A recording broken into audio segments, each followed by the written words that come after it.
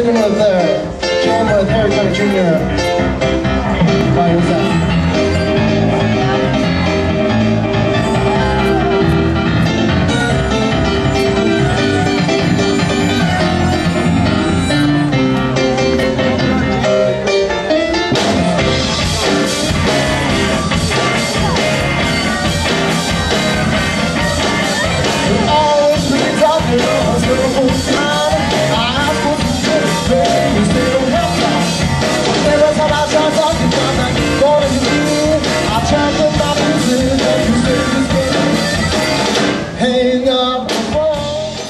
My name is Dick Potts, and I'm the father of Mac Potts, keyboardist for the Ben Rice Blues Band.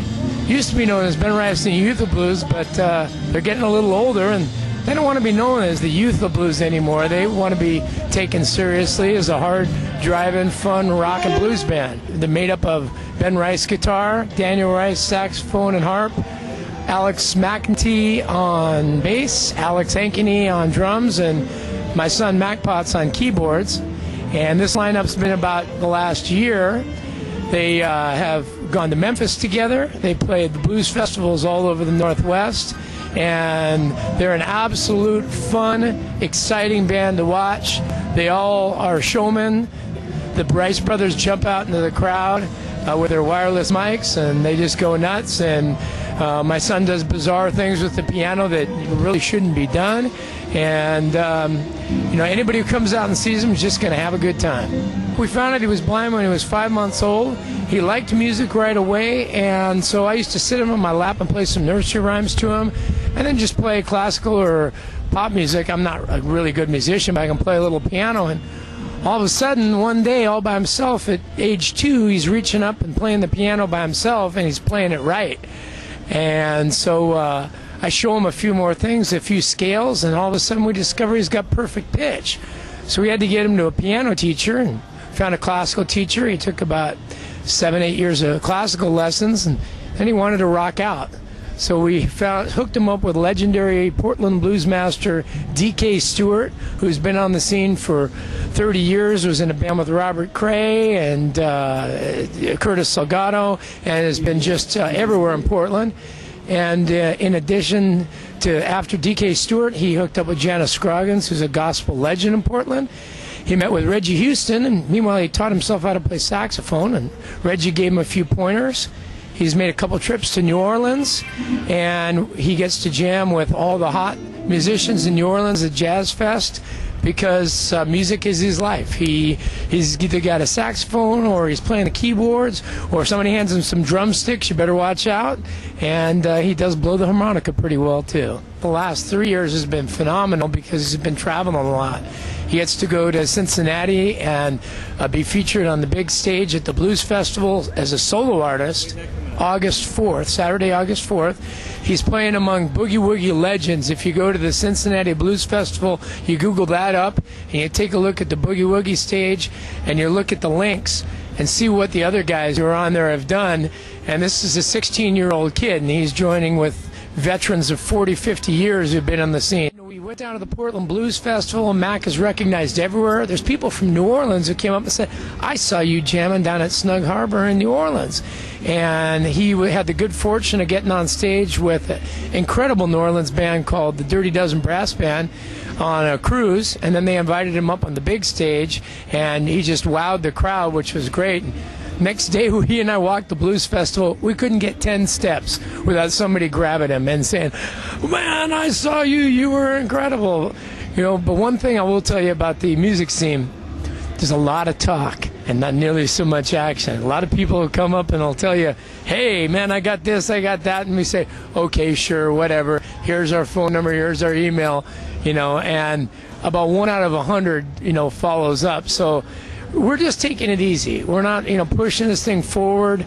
He doesn't have an agent yet. He doesn't have representation. Cliff Rice, who's the father of Ben and Daniel, has done an incredible job of promoting this band for the last few years and promoting Mac's solo career as well.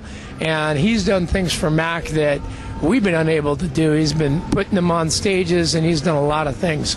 So we owe a lot to Cliff and Ben and, of course, all the other teachers. And You know, the Portland blues scene, knows about Mac. The Portland jazz scene knows about Mac. And some point, maybe he'll go get a little bit bigger. Maybe he won't. And that's okay. He just wants to play music. Just wants to have fun. He just wants to be known as a musician. That's it. When he goes down to New Orleans, he doesn't think about blind. He doesn't think about age. He doesn't even think about famous. He says, are they rocking?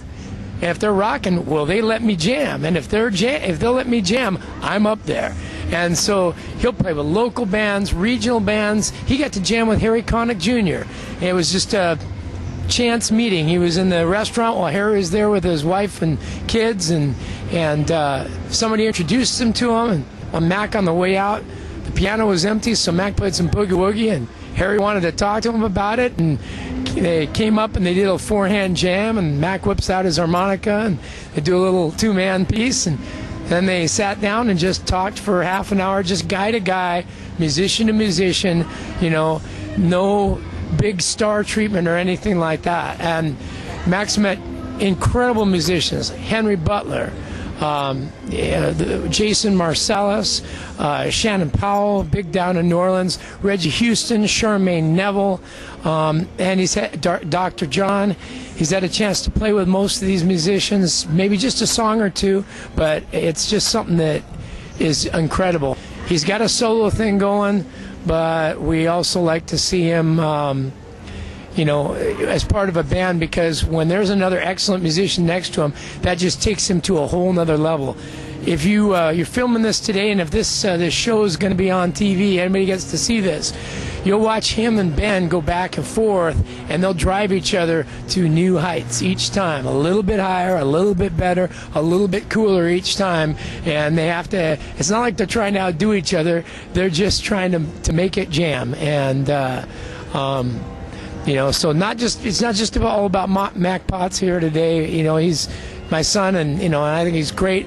But the Ben Rice Blues Band is a fantastic opportunity for him to be part of a band.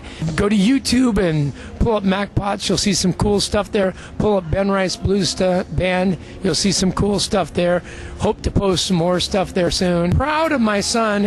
As far as his musical talent, I can't even begin to talk about that, because first of all, it's a gift. Second of all, the work that he's put in is exceptional.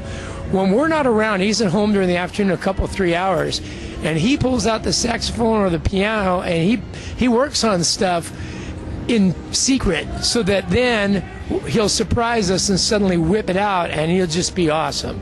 The hard work, the gift, all that stuff, we're constantly amazed. All right, my name is Dick Potts, and I live in Kalama, Washington. I'm the proud father of Mac Potts, a Ben Rice Blues Band. Thank you very much.